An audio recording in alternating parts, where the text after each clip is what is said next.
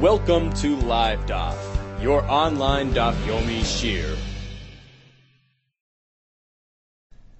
Shalom Aleichem, welcome to today's Daf Yomi, which is YOMA Pei Aleph. We begin at the 2 dots, which are 6 lines from the top of the Amid.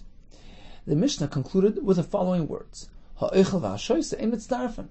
The shear of Achila and Yom Kippur is based on Keseves Hagasa, a plump date. The shear of Shirtiya is based on Malay Lugma, a cheekful.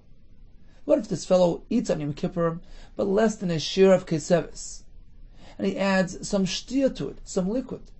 Mishnah says you cannot combine the two, and therefore he had not eaten a shear of Isser. Says the Gemara Mantana, who is this Shita? Which opinion is being reflected in our Mishnah? That you cannot be Mitzaref Achila and Shtiya, because their shiurim don't match. Different type of shiurim. This is Keseves, this is Malay Lugma. Whose opinion is this? Amar Rav Chizda, it's actually a machlekes. B'machlekes shenuya. It was presented as a machlekes. Rabbi Yeshua. Our Mishnah is Rabbi Yeshua. That's not. Klal Amar Rabbi Yeshua. Rabbi Yeshua set forth a general rule. Kol shetum asoi v'shiurei shavim mitzdaref. When you have two items that are tummy, and they match in terms of the degree of their tumah, same type of tumah, and in terms of their required shiurim. In that case, if you have a little of this and a little of that, it's mitzdaref. Explains Rashi, 7 lines from the top. Shetum osam shiurin shava kigoin shnei chatzoy zeisim shnei meisim. You have 2 mesim, they're both tummy. You have half a kazayis from each mace. Here we have the tumah similar. They're both metame for 7 days. And both mesim work with the same guidelines, a shear kazayis. So the tumah and the shear match. Or another case, you have 2 nevelas before you. You took a half a zayis of one, half a zayis of the other. The tumah matches, it's a 1-day tumah, and the shear as well. They both work with kazayis. Another case, a sheretz is metzame, based on a shear of adasha, a lentil equivalent. So you have a half a lentil from one, half from the other. It's mitzdaref. Explains Rashi, shezman tumas and shava, because the duration of their tumah matches. It's equal. This one is metame for 7, and so is the other. When it comes to nevela or sheretz, the 2 nevelas are similar in terms of their tumas erev. It's a 1-day tumah. Sheretz as well. It's a 1-day tumah. V'shiur and shava. Likewise, their required amounts are similar. L'tame b'shiur echad. Both mesim have the same guidelines. Kazayis. Both nevelas kazayis. Both shrotzim adashim. Says Rabbi Yeshua, you can combine a bit of this, a bit of that, to create a full shear. Continues the Gemara. What if they're somewhat dissimilar? Tum asay, yeah, they match as far as their tumah. This one is matami for 7, that one for 7. V'lo shiurai, but the shiurim don't match. Rashi gives an example like sheretz and nevela. They both have a 1-day tumah, but the shiurim are not similar. Nevela is based on kezayis, sheretz is based on dasha. Continues the Gemara, or shiurai v'lo tumasay. Suppose the shiurim do match, but not the tumas. For instance, says Rashi, mace and nevela. They're both kazayis-based tumas, but mace creates a tumas shiva, nevela only a 1-day tumah. Or says the Mishnah, loy tumas v'lo shiurei, when they actually don't match at all. Not as far as their tumah, different types of tumah, as far as their shir as well. This is similar. Ein mitzdaref, and you can't combine. Therefore, says Rav Chizda, our Mishnah, which tells us you cannot combine food and drink on Yom Kippur, to make them into one tziruf, into one shiur, is following Shitas Rabbi Yeshua. And the reason is because they're different shiurim. This is Keseves, this is Malay Lugma, in which case you cannot join them together. However, according to the Chachamim, who disagree with Rabbi Yeshua by tumah, you can go ahead and combine 2 different tumahs. Likewise over here, you should be able to combine some food and some drink to create a full shear. Rav Nachman Amar no, afilu tem Rabbanon. Our Mishnah is in line even with Shitas Rabbanon. Why? Ad kan leka ami Rabbanon Hasam. It's only by Tumah where the Rabbanon disagree with Rabbi Yeshua. Ela linyan Tumah d'shem Tumah achasi. They hold. Since both items are Tameh, they have that common denominator. That have that thing in common with each other. Tumah is all classified as one concept. And therefore you could go ahead and combine two things even though they don't match as far as their shiur, as far as their degree or duration of Tumah. Even the Rabbanan agree. You cannot be mitzaref achilu v'shtia mishum yisuv v'daitu. What's the point of eating and drinking Yom Kippur? To alleviate the pain, to negate the inui, to be mevatel the v'inisim. Only some experience which creates yishuv hadas, that's considered interference with the inui. This type of combination, a little bit of food, a little bit of drink, doesn't have that same effect. It's neither this nor that. It doesn't create yishuv hadas. Even the Rabbanan would agree to this halacha. So according to Rav Nachman, the machlekes whatsoever Yom Kippur, you cannot combine food and drink.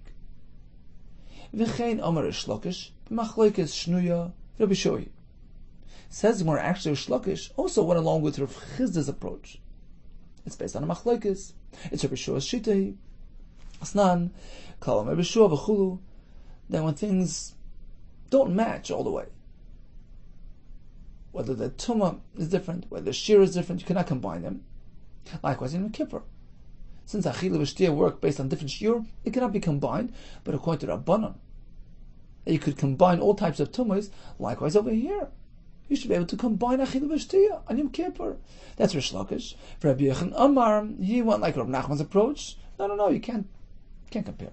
Afilu tem Rabbanan. Our Mishnah can be following Rabbanan as well. Ad kan like Am Rabbanan Hasam Ela linyan Tumah. It's only over there by Tumah where they hold you can combine two different types of Tumahs because at the end of the day, Shem Tumah Achasi. We consider Tumah to be one concept. You combine different types. But over here, on Yom Kippur, the point of eating and drinking is to create Yisuvei Daite. Who? By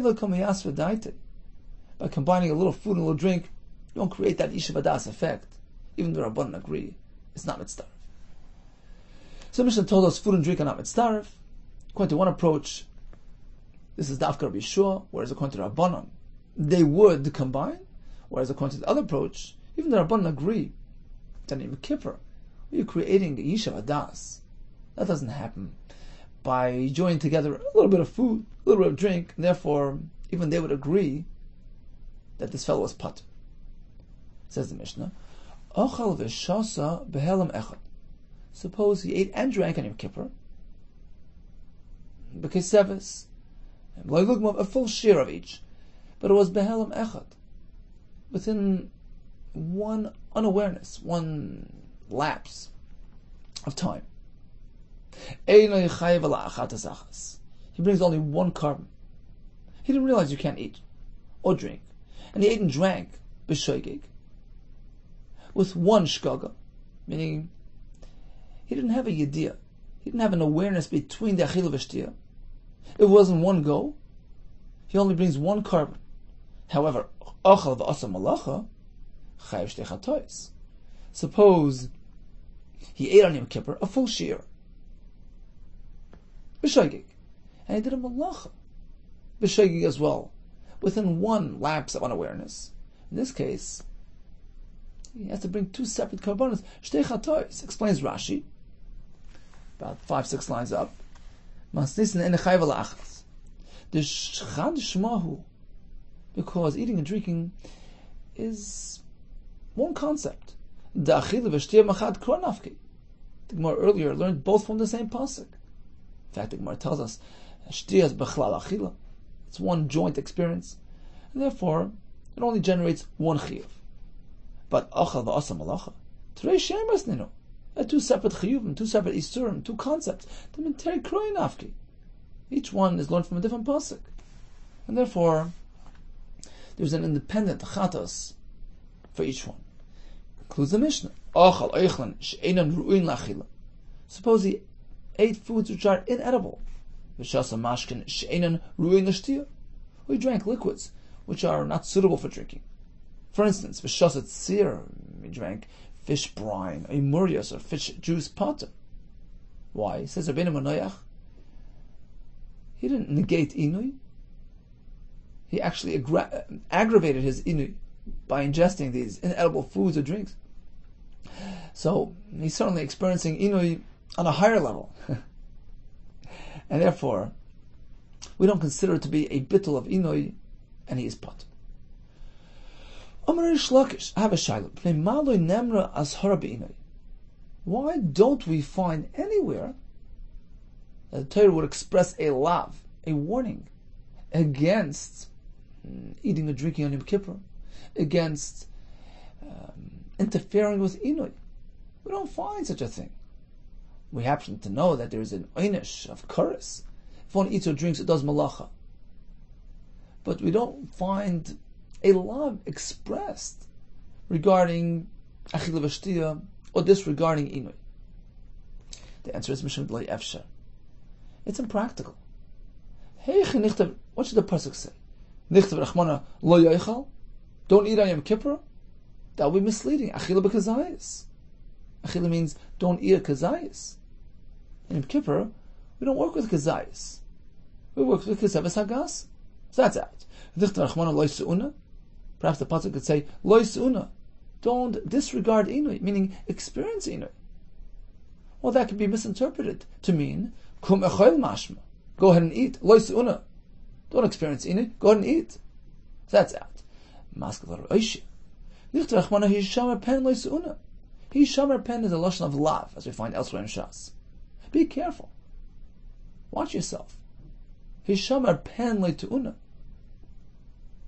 Watch yourself from disregarding inui. That's a straightforward lav. Imkein nefish luhu lavi. You can't use that term because it's going to create too many lavin. Hishamer itself is a lashon of lav. Pen is a lashon of lav. Perhaps the Torah doesn't want to add so many lavin. So that's not a good solution. Maskefler Rav Beive bar Abaye says, I have a good solution. Nichtav rachmana hishamer mitzvahs inui. Hishamer is a lashon of lav. Safeguard, be careful. Regarding fulfilling mitzvahs inui. Here we go, we have a lav for inui. Imkain, that wouldn't work. Hishamer the lav. Hishamer the asay.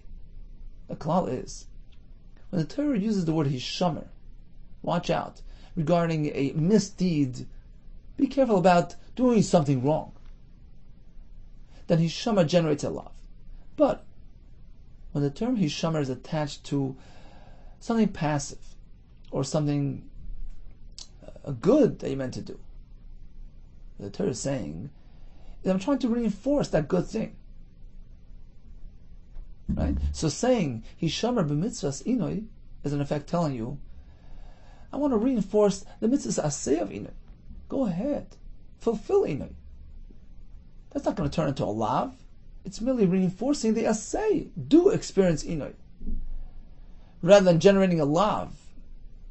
In other words, don't disregard the inoi, which is a lav. We don't have that here. Hishamer mitzvahs inoi is simply telling you, be careful, observe inoi. Be passive. Go ahead and experience that affliction. So we don't have a love. Maskefler Rav Ashi, I have a solution. Nichtav al toser min inoi. Don't deviate from inoi. I.e., don't eat, don't drink. Why isn't that a way of expressing a love? Kasha, indeed, we leave it as an unresolved kasha. But actually says the Gemara, V'tana ma'isel mehacha. The following Tana, in the following brisa, it's actually a long brisa, and towards the end we'll see that we do have a source for azhara, although it's not expressed in the psukim, but we have a makar to apply an azhara for bitul of inoi, for instance, eating and drinking on Kippur. The brisa says like this.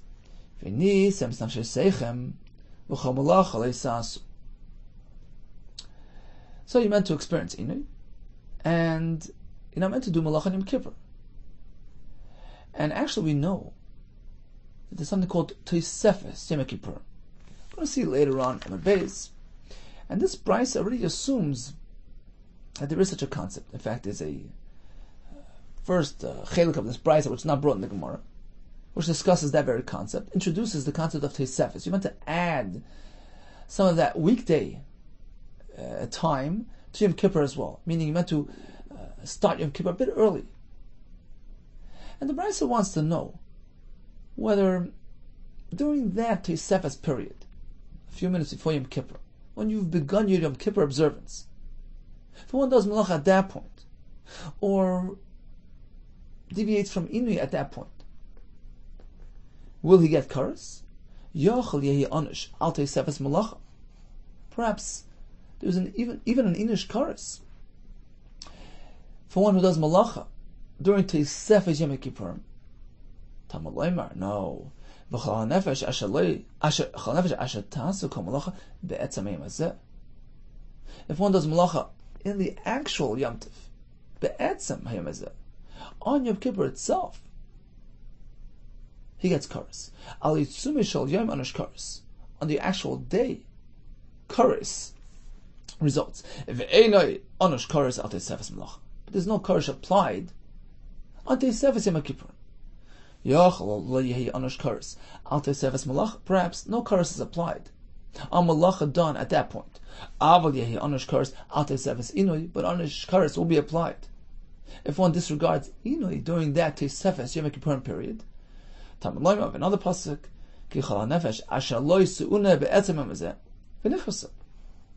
if one disregards inui on the actual day of Yom Kippur, kares is applied. We learn kares only applies on the actual day of Yom Kippur. It doesn't apply to one who disregards Inui during that extra period, Tosefes Yom Kippurim, the last few moments of Erev Yom Kippur. Continues the Brisa. Perhaps punishment is not applied for that. But there is a lav. A warning is applied for malacha done at that point of Tosefes. Talmud Leimar, b'chol malacha leisasu be'etzem hayom hazeh. Don't do malacha on Yom Kippur itself. Al yitzumi shel yom hu musar. That hara only applies to Yom Kippur itself. Ve'enoi musar al Tosefes malacha. Doesn't apply with respect to malacha during Tosefes Yom Kippur. Yachal lo yehi musar al Tosefes malacha. Perhaps there's no lav for Tosefes malacha. Aval yehi musar al Tosefes inui. But there is a lav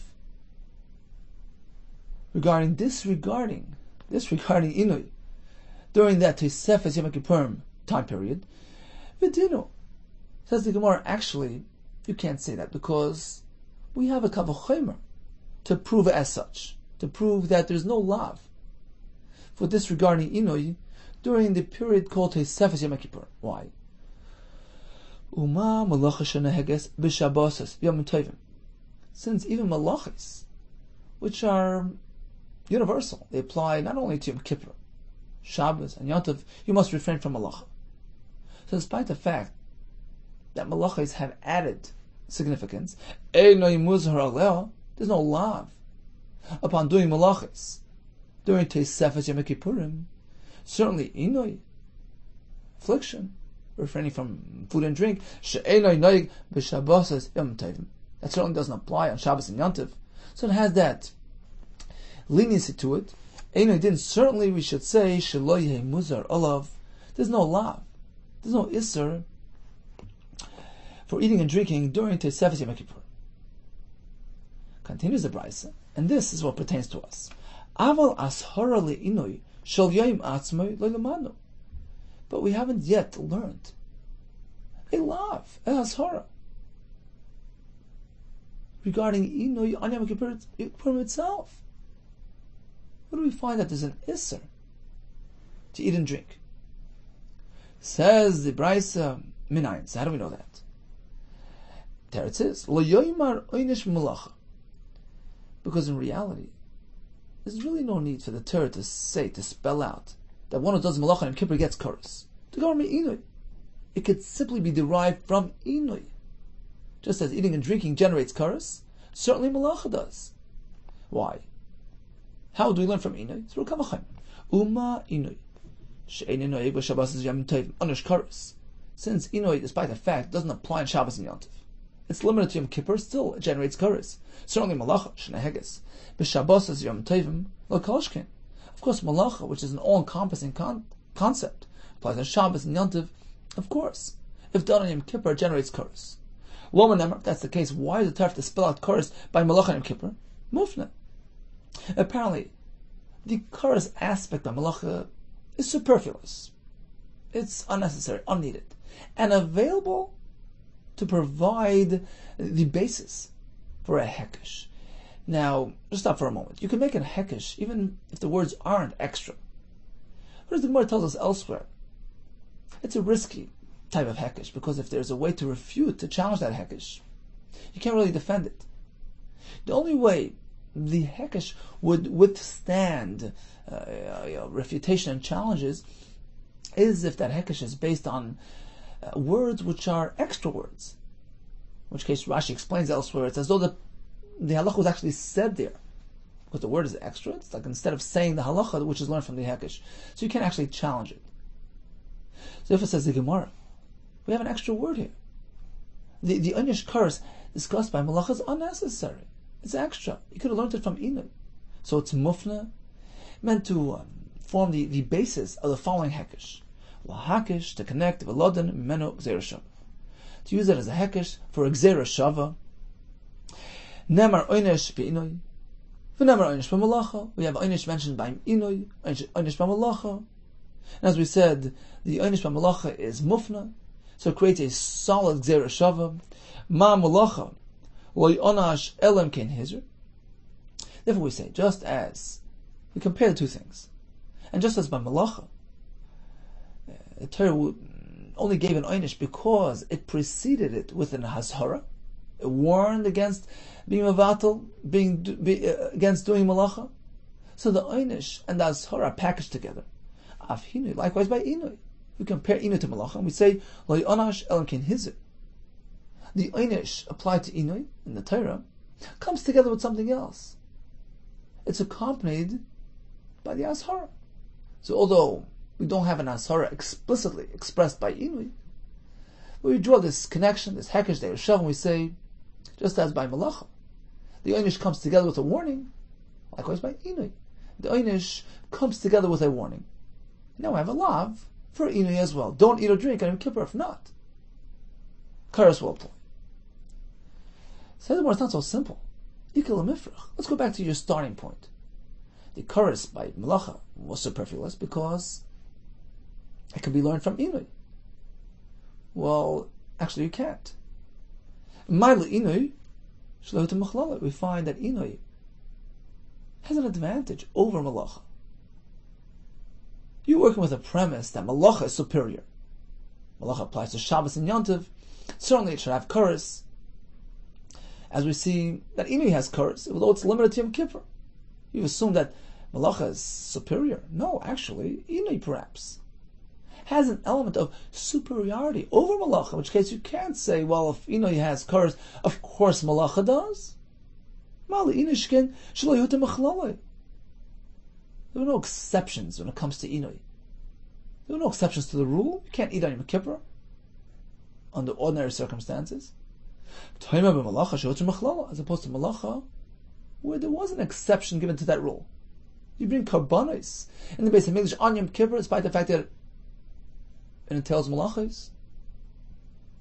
So perhaps inui is greater than malacha, in which case you can't say, I'm going to learn malacha from inui, in which case the pasuk of karas by malacha is not extra.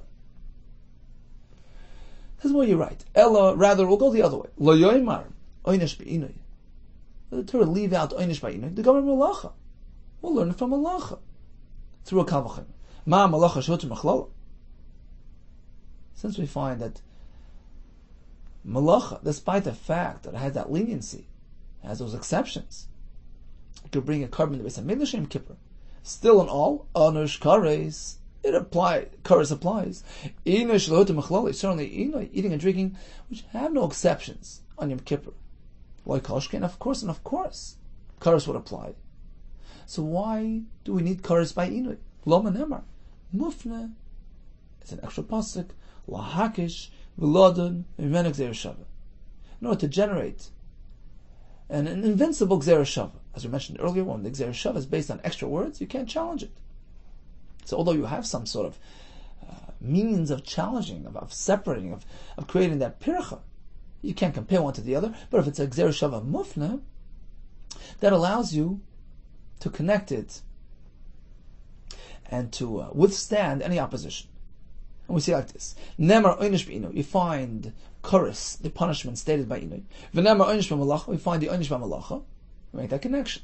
Ma malacha onash v'hezer. Let's make a hekash. Connect the two things. Just as malacha has oynish and asara, it's a package deal. Af Inoi onash v'hezer. Likewise, by Inoi we have an oynish. Well, it's not a freestanding oynish. It comes together with something else, with a pre-warning. Don't negate the Inoi. Otherwise, chorus will result. Ikal Mifrach says the Gemara. 1 second. Let's go back to your starting point. Chorus by Inoi is extra. It could be learned from Malacha, because since we find that Malacha, despite the fact that it has that leniency, it's Hutim Machlole, chorus applies. Certainly Inoi, which doesn't have that exception, chorus should apply. So chorus by Inoi is extra. We could challenge that by saying, no. Yeah, perhaps chorus applies to malacha, but won't apply to Inoi, because malacha isn't limited to Yom Kippur. It's universal. It applies to Shabbos, to Yom Tov. As opposed to refraining from food and drink.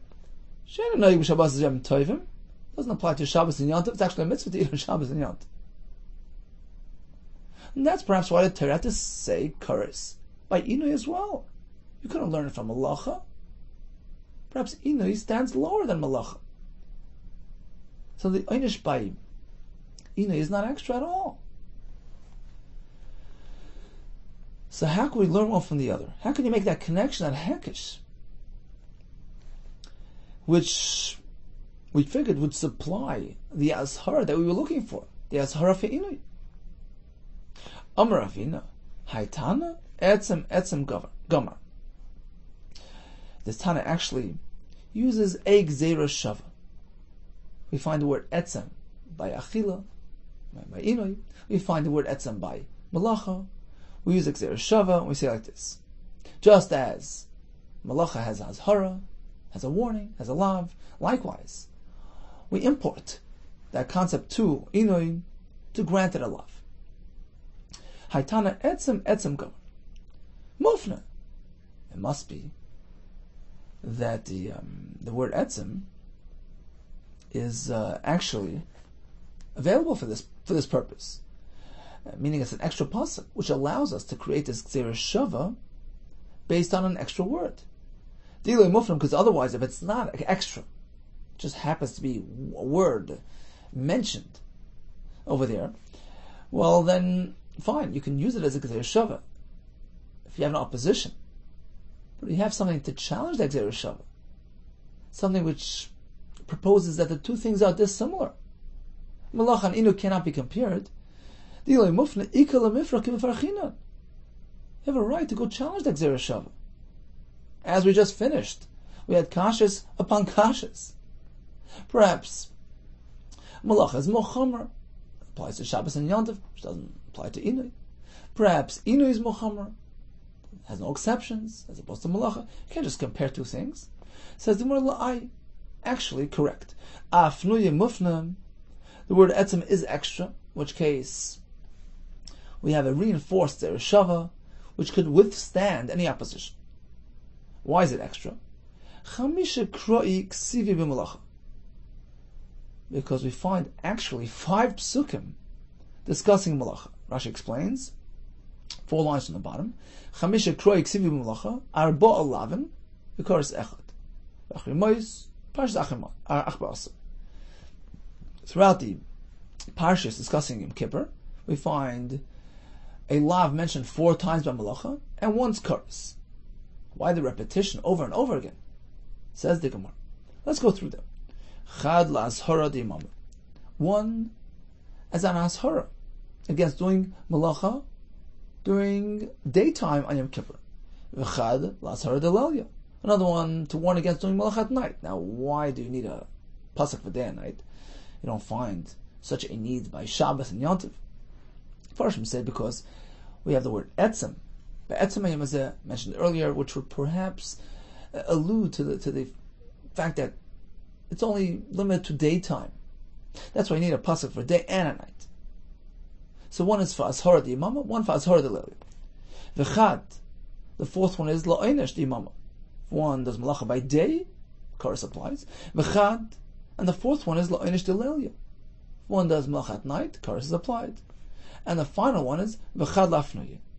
It's that extra one, the unnecessary mentioning of malacha, and that's to create that connection to inui, like there is shava, lemigmar inui malacha, to allow us to learn inui, meaning achil v'shtiya from malacha, just as malacha has an ashara at night and by day. Likewise inui, bein di mama, bein di lelia, whether the ashara of daytime or the ashara of nighttime. Rashi actually points out that when the Gemara said one is for einish the imama, one is for einish the lelia, well, there's only one pasuk for einish. So Rashi says we apply the concept called imena inyan. If the pasuk is not needed for one thing, we apply it to something else. We don't need it for ashara. We already have a pasuk for ashara of night and day pertaining to malacha. So the next pasuk will tell you einish by day and einish at night. So according to this brisa, which we just completed, how do we know ashara? By inui. There's a lav against eating and drinking Yom Kippur, because although we don't have it clearly expressed, the Gemara explained why there's some difficulty involved in expressing a straight out lav when it comes to inui. Rather, we learn it from malacha. In both contexts, we have a term etzem. We draw that parallel, make that connection. And just as there is an ashara by malacha, there's an ashara by inui as well. So this is the first of 4 approaches in the Gemara. Continues the Gemara Devei Rabbi Shmuel Tana. In the Beis Medrash of Rabbi Shmuel, they presented the following brisa with the following formula. Nemar kan inui. Here on Yom Kippur we have inui. V'nemar lahalan inui. Over there, discussing the chet of Nara Murasa. One violates a Nara Murasa, it's called inui. And we make that connection. Ma lahalan lo'onash elam ken hizer. Just as over there, the einish comes along with a warning. Afkan lo'onash elam ken hizer. Over here as well, the einish of inui Yom Kippur comes along with an azhar. Rav Yaakov Amar, Yolav Shabbos Shabbosim, Shabbos Shabbosim, Shabbos Bereshis. He applies a different Zerah. On Yom Kippur we have the words Shabbos Shabbosim, and we connect it to Shabbos Bereshis. That's the standard Shabbos we have on a weekly basis, called Shabbos Bereshis. That's when it began, all the way at the beginning of Bria Ha'olam, as opposed to Yom Tovim, which were only generated later. So, by Shabbos we have the term Shabbos Shabbosim, as we do on Yom Kippur. Ma lahalan le'onash elam ken hizer. Just as on a typical Shabbos there's an einish, because it comes together with a warning. Torah clearly warns against doing malacha on Shabbos. Lo'isa'atzka malacha.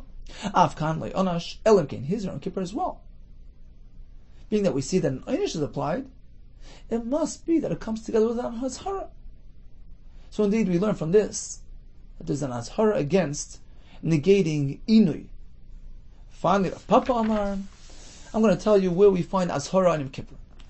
Hu gufei Shabbos ikri. Shabbos itself is referred to, Yom Kippur itself is referred to as Shabbos. In which case, we apply the same guidelines as Shabbos. Just as Shabbos has an einish and an azhara, we rightfully assume Yom Kippur as well, which has an einish, also has an azhara to come along with it. What do we find that Yom Kippur is referred to as Shabbos? The pasuk says, "V'nisem esnafsheisechem b'tisha l'chodesh b'erev, me'erev ad erev tishbesu Shabbatchem." You meant to observe Yom Kippur like a Shabbos. Tishbesu Shabbatchem. So we have 4 limudim as per the source of Ashara against eating and drinking Yom Kippur. Now, Bishlam Rav Papa, we understand why Rav Papa, this was the last limud from Tishbus Shabbaschem, preferred his approach rather than Racham Bar Yaakov, who proposed that Gzeir Shava between Yom Kippur and Shabbos.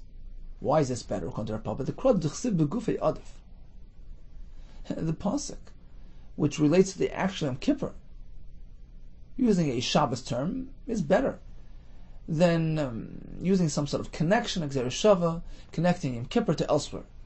Use a local pasuk, referring to Yom Kippur as Shabbos, to tell you that Yom Kippur has an Hazhara. Eller of Achar Yaakov, my time of Omar Rav Papa. Rabbi Yaakov, who presented that Gzeir Shava, thereby connecting Yom Kippur to Shabbos. Why did he prefer that approach rather than Rav Papa's approach?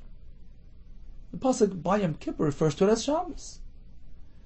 Says Marimi Boilik the Sani, because he needed that pasuk for something else, to teach us the concept of Tosefes Shabbos, Tosefes Yom Tov.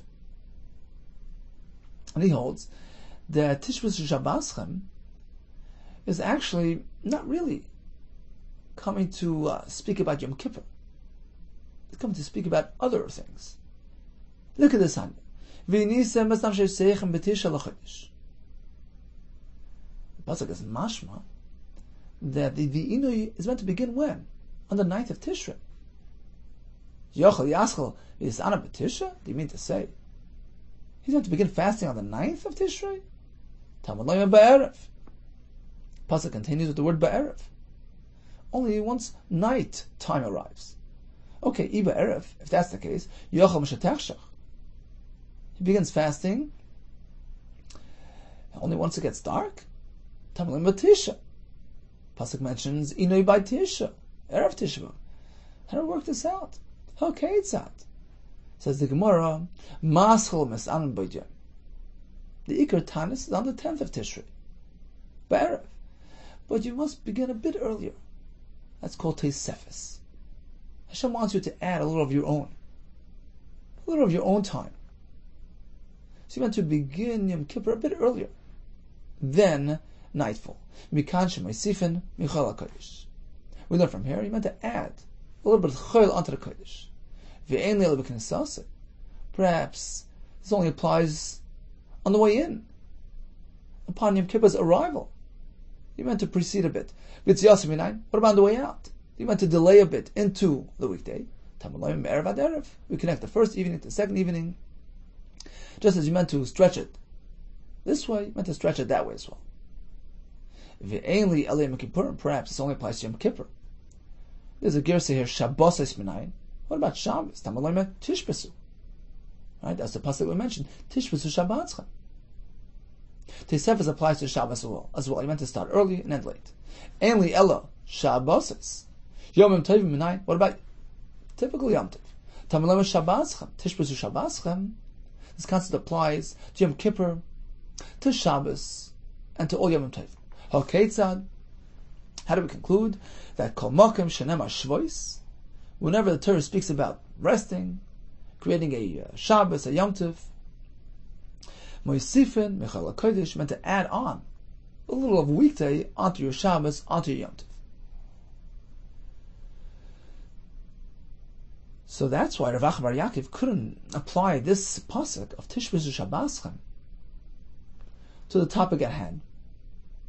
It was already used for a different halacha.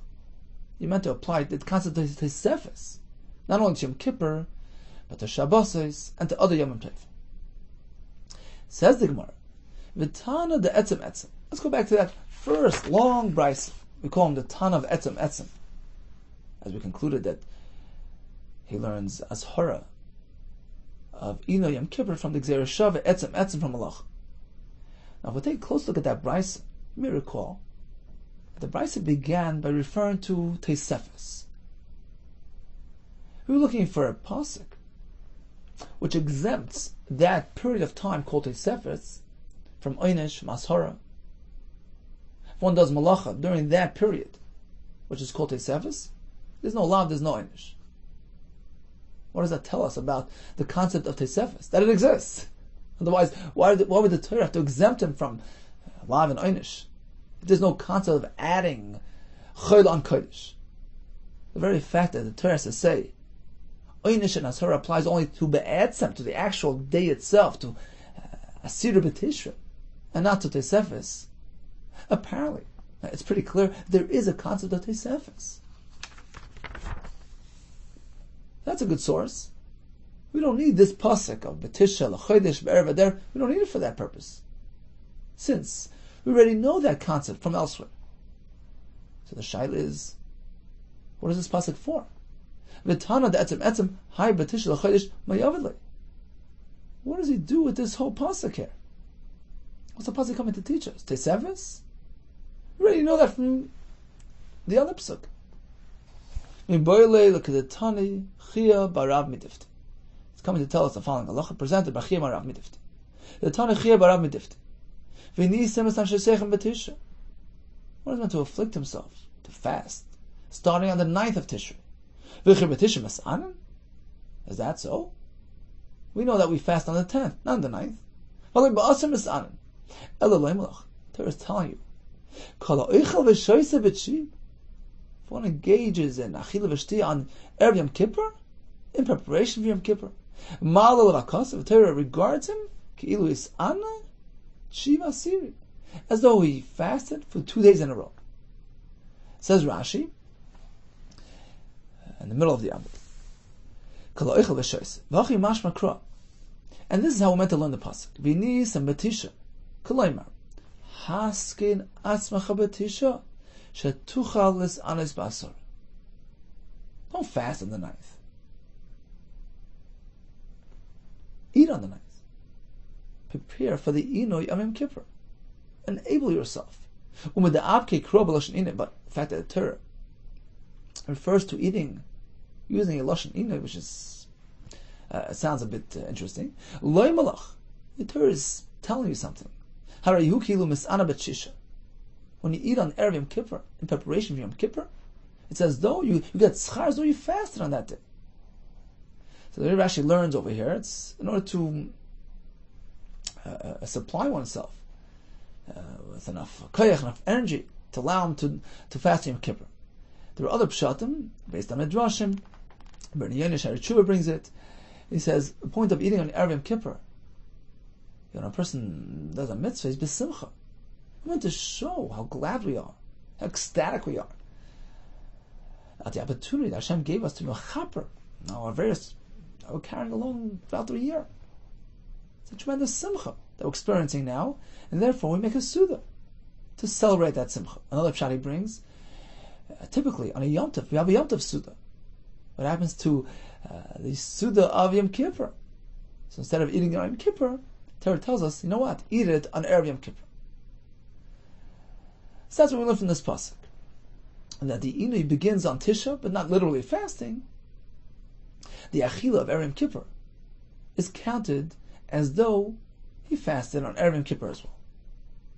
So, in conclusion, how do we know ashara by inui? What does the Torah express warning against eating and drinking on Yom Kippur? We have 4 approaches. We have the long brisa, which applies Gzera Shava, etzem. We learn etzem by inui from etzem and malacha, just as malacha has an einish with ashara. Likewise, inui has an einish together with ashara. The next sheet in the Gemara learned a different Gzera Shava. Inui over here, Yom Kippur, from inui by Nara Marasa, just as there's an ashara mentioned over there, we apply that ashara to inui Yom Kippur as well. The third approach was based on a different Gzera Shava. Shabbos Shabbosan on Yom Kippur, from Shabbos Shabbosan, mentioned on an ordinary Shabbos, and we export the ashara from Shabbos to Yom Kippur. The Papa's pshat was Tishbishu Shabbatchem is telling you that Yom Kippur is meant to be treated like a Shabbos, just as the Shabbos has an ashara, Yom Kippur has an ashara as well. The Gemara concluded And we have this pasuk, V'nisem, Nasheseichem, right? Betisha, Mechodesh, Be'erev, Me'erev ad Erev, Tishvu Shabbatchem. How do we interpret this pasuk? We have several ways of doing so. Well, according to the first brisa, Etzem, he didn't need this pasuk for Tesefes. Rather, as we just included, it's coming to tell you, whoever eats with chi, Torah regards it as if he fasted. The next two shittos apparently learn that from here we derive the concept of Tesefes, Yom Kippurim, and Tesefes Shabbos, and Tesefes Yom Tov. The fourth approach was Rav Papa.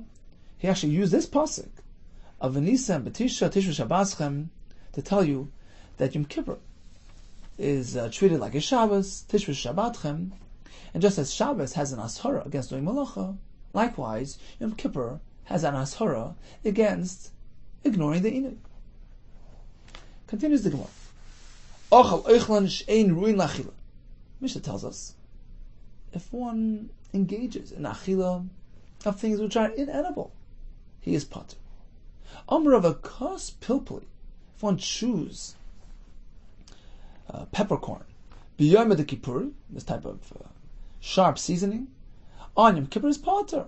It's considered ein roy lachila. Likewise, kos zangvila b'yom de kippur pater. If you choose raw ginger on Yom Kippur, is pater. Meisvei, is that so? That pilpuli are not considered edible?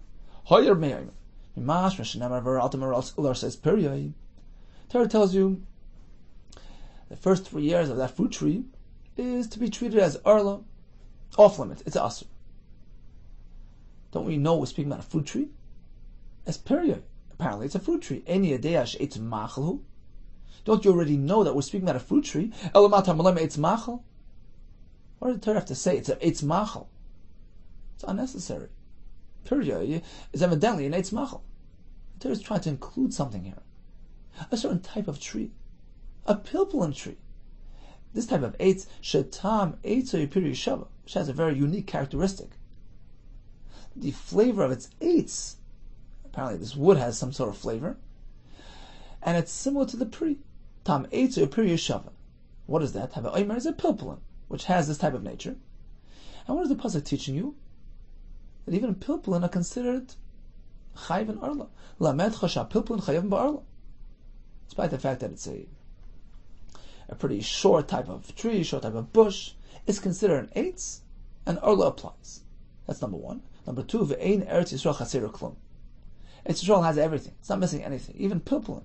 Shenemar le'techsa kol ba, nothing we missing. In any case, what do we see from this brisa of Reb Meir? Pilpulin are considered edible. Considered a pri. There's arla. It's a machal. Eitz machal. How can Rav say, if one chooses raw pilpulin in Kippur, he's pater? Why is he pater? It's a full-fledged eichel. Like Kasha, the answer is, depends what type of pilpulin. Haber tifta. The brisa which considers it eichel, speaking about retifta, moist, fresh. That's edible. Vabi yaveshta. Rav is speaking about yavishta, dried up pilpuli. They're just sharp spices, inedible on their own. How can you say, if one choose zangvila, ginger is pater, v'amar of Nachman, hi himlasa.